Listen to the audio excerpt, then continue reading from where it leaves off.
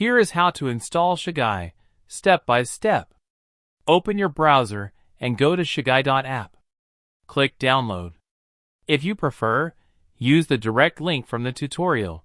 ShaggAI is new and still building download reputation, so your browser or Windows Smart Screen may show a generic warning.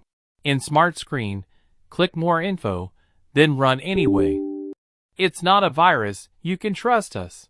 The installer fetches the newest version and sets it up for you. When the license appears, read it. If you agree, choose Accept, then Next. Let the installation run.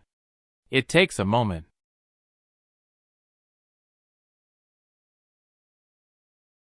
When it finishes, a desktop shortcut appears, and ShaggAI opens in your browser.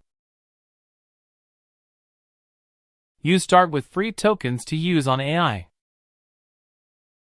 Use them to try the features and explore ShaggAI.